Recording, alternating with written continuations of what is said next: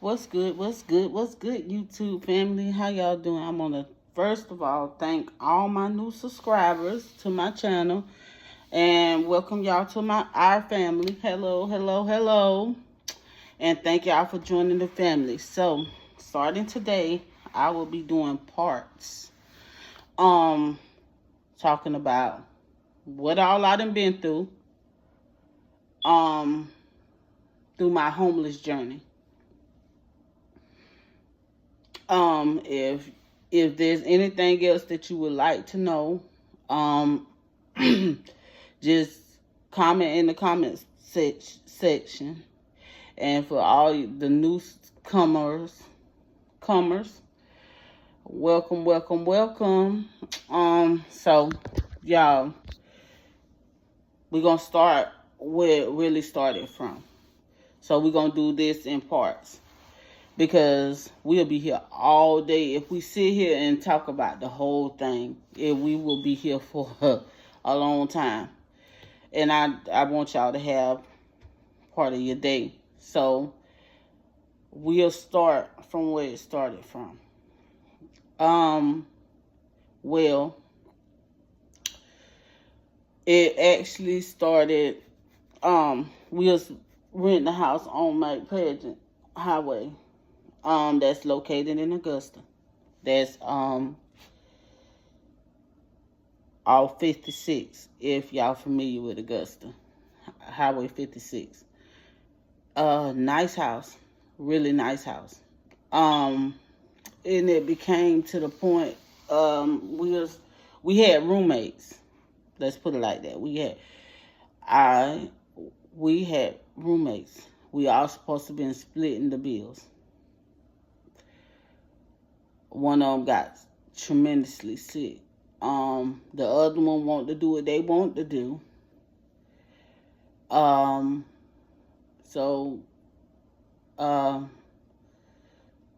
it got to be too much. All the bills we had fell on one or two people. And at that time, it was going to be one, because only one of us was bringing income in, which I wasn't making enough to be able to pay all them bills by myself. So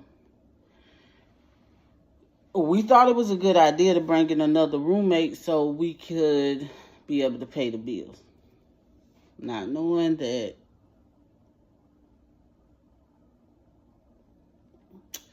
that wasn't the case. So with that being said, it wasn't going to work that way either. So it had became to the point,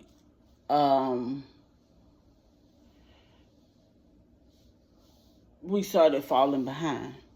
And once we started falling behind, we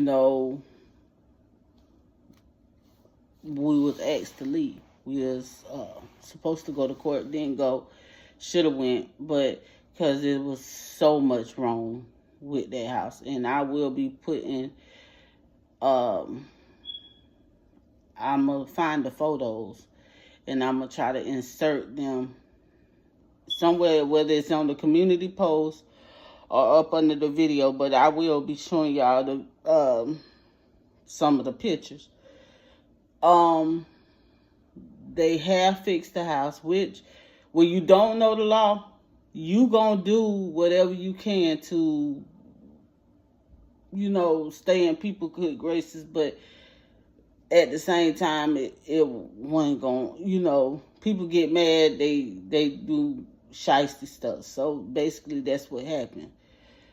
So no, they wouldn't coming to fix stuff like certain things that they said they was gonna fix. They never fixed it. So even after they came and they did come and duct tape certain stuff, like over the wall sockets. I'm gonna insert some of them pictures so y'all can see what I'm talking about. Beautiful home, just landlord was sucky. Let's say that. I'm gonna say that because that's respectable. So it came to the point where I had got sick. I got, well, I ain't gonna, well, yeah, it still can be considered to be sick. I had went in the hospital. I was hospitalized. I was put in where I had to stay, and they changed my prescriptions and put me on some medicine, which helped because I was going through that situation. So by the time I got out of the hospital, we was pretty much, we didn't have, we was staying in a motel. And well, he got a motel. My baby daddy got a motel, and him and the kids went to the motel. They was cleaning the house out, getting the stuff out of there. He had got a storage room. The people that was staying with us,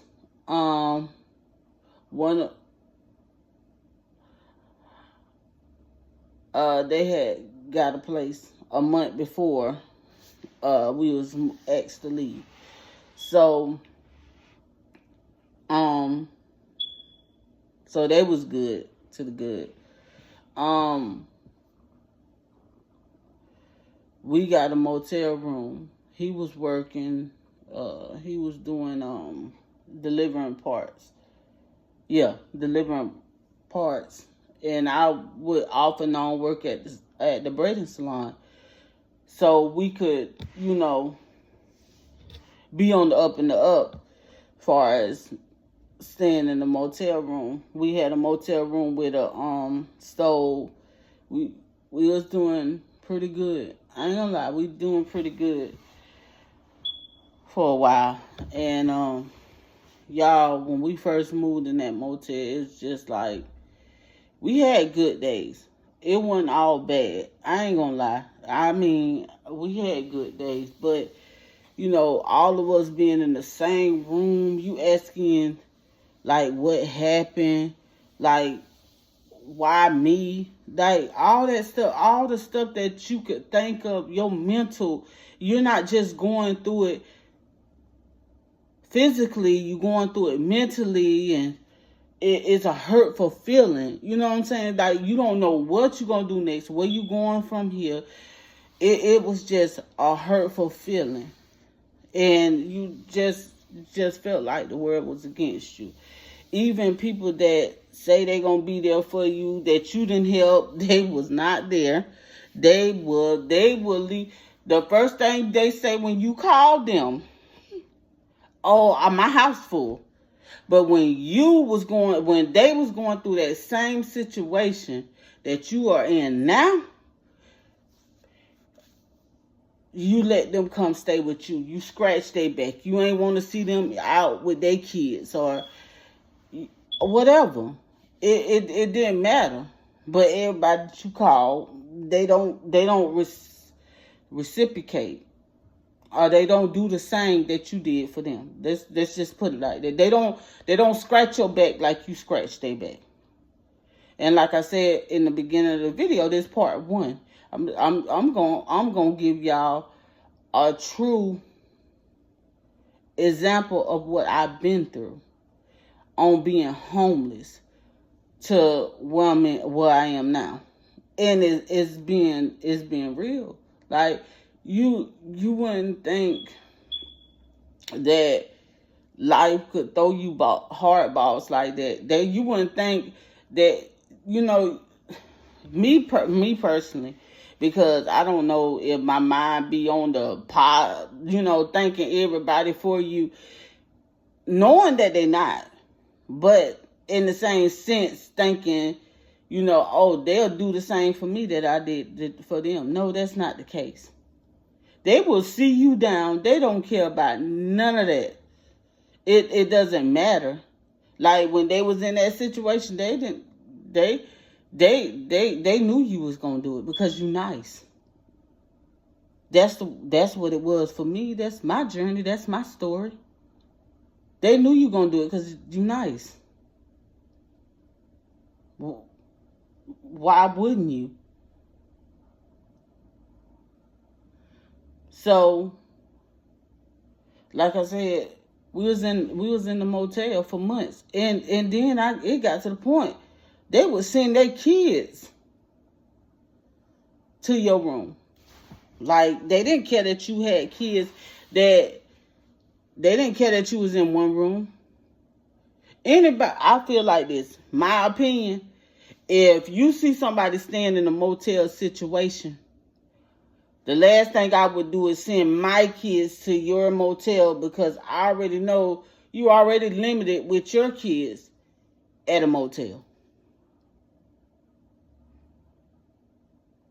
I already know that whatever you doing for your kids to get through, I already seeing that it's hard for you. So why would I put my kids on top of you, on top of what you already going through? So that's that's a person that don't care. Because I was finna cuss, I don't want to cuss. That's a person that don't care. Or care what you going through. They don't care about none of that. That's not none of their problem. You're not their problem. They really don't care about you. They only care about what you can do for them. That's the way I feel. That's the way I felt then. And it's like, you see I'm struggling. You see what I'm going through. So, with that being said, y'all, that's part 1 of my story. I will be back tomorrow with part 2 of my story.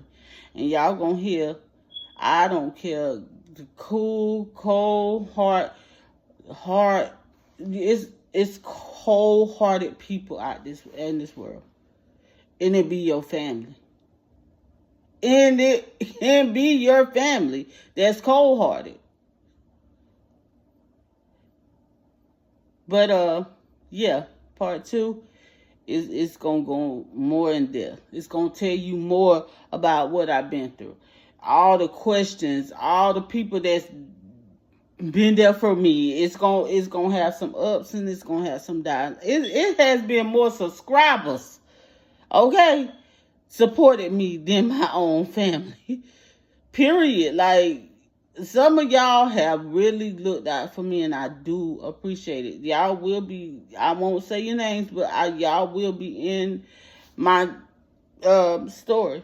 I'm not going to say your name, but I will be letting you know that at my lowest, y'all was there for me when not even family was. So, this is my truth. I got to live in my truth.